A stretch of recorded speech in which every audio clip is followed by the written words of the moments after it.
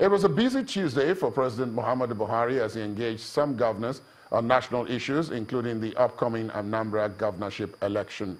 Those who had audience with the president separately were Governors Rotimi Akeredolu of Ondo State, Willie Obiano of Anambra State, as well as the Minister of Solid Minerals Development, Dr. Kayode Fayemi. Governor Obiano, who spoke to State House correspondents first, says he got assurance of a free and fair election in his state from the president. Very well. Very well. Very A nice. visibly excited Obiano, who is the candidate of the All Progressives Grand Alliance in the November 18 election, emerged from his meeting with President Buhari and says he is pleased with the outcome. It's really a short, free and fair election. That's what should be important to me and to yourself. What other issues have you discussed with the president? The security issues, and he commended me again on the security situation in Anambra and the strides that we're doing in agriculture. So I'm very happy. Very, very beautiful discussion.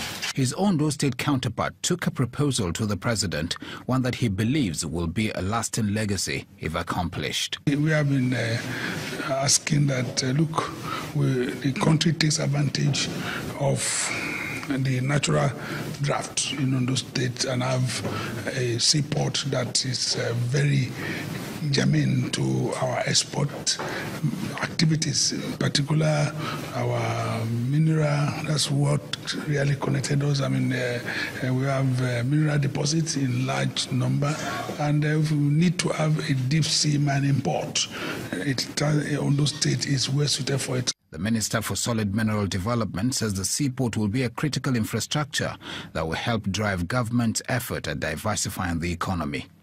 Mr. Fayemi summed up his meeting with the president this way. The president asked for an update on Ajaokuta steel plant and the aluminium smelting company in Ikotabasi. So that's what I came to brief the president on, the developments so far and our attempts to ensure that these companies are back to life. He says solid minerals have contributed immensely to the GDP and revenue, exceeding the set target for this year.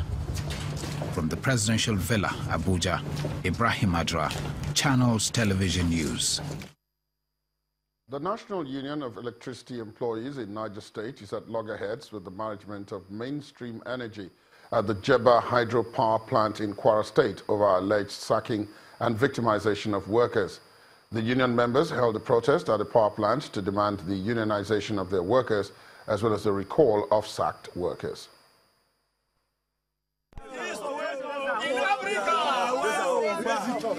The workers, led by their union leaders, are protesting the refusal of the management to allow unionism and the alleged illegal sacking of workers.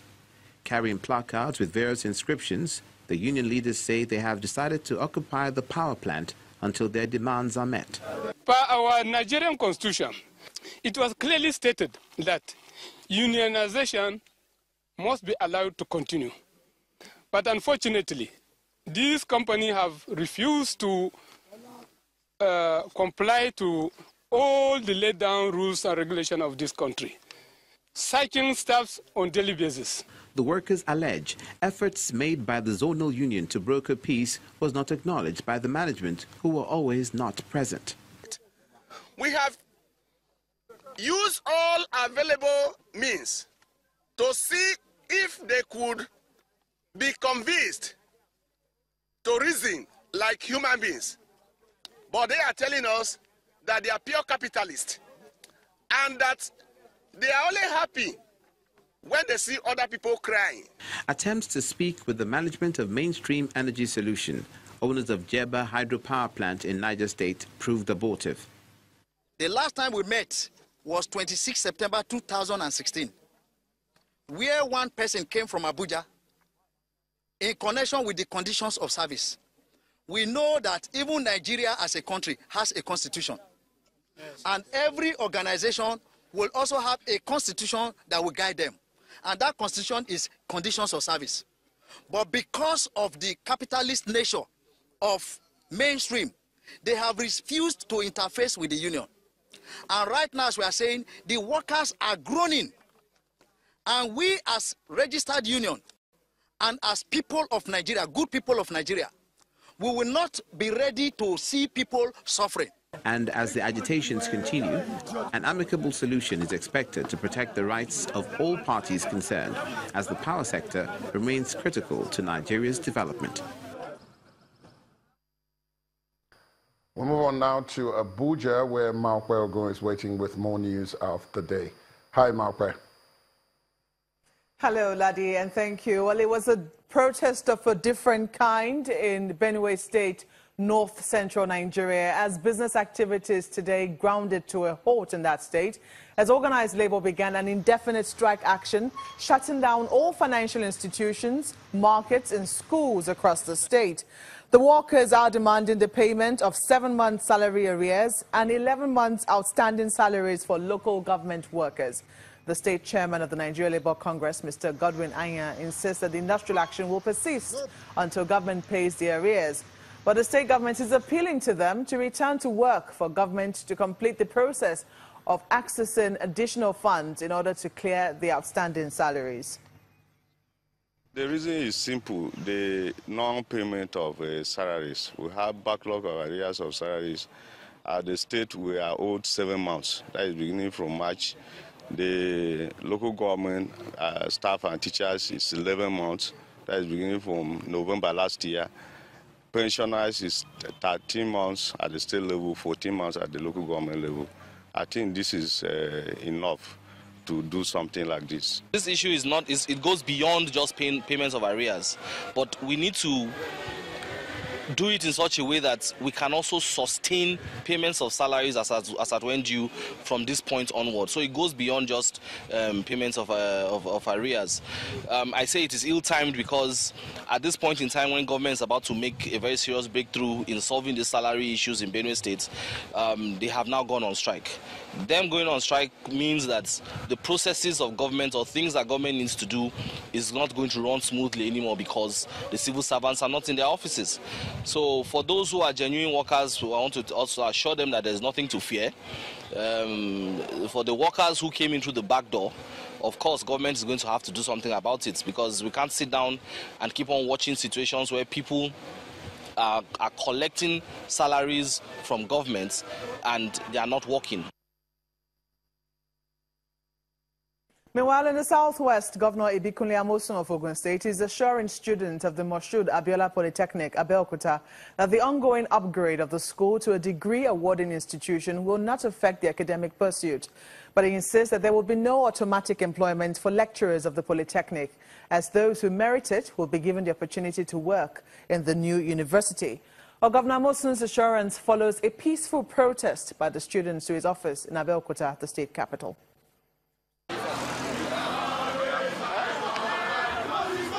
Members of the National Association of Nigerian Students Ogun State chapter, heavily guarded by security operatives, marching through the streets of Abeokuta, the state capital.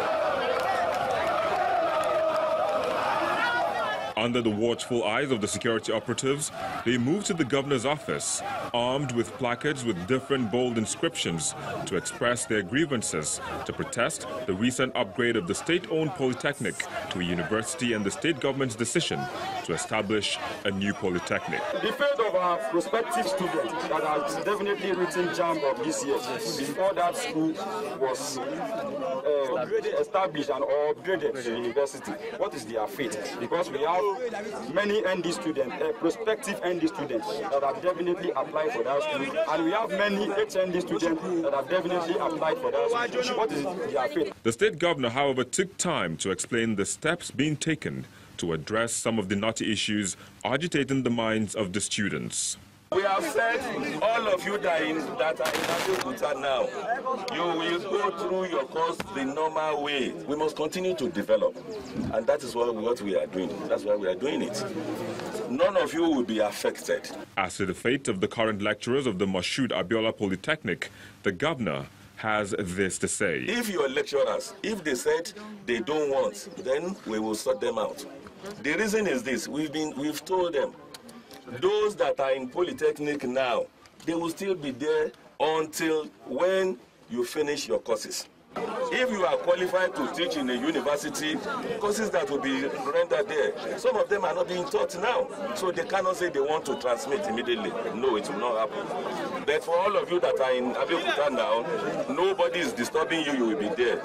Although the state government continues to maintain its resolve to improve the education sector through adequate infrastructure development, observers are hoping that all issues raised by the students and staff of the institution are amicably resolved to ensure a successful takeoff of academic activities in both institutions. The National Agency for Food and Drugs Administration and Control, NAFDAC, and the World Health Organization are discussing ways to prevent, detect, and respond to the proliferation of substandard and falsified medical products in the country. The engagement, which is to last 5 days, has in attendance several other players who are in one way or the other connected to the manufacture, distribution, verification, and sale of medical products from the border to the hospitals and drug dispensing centers.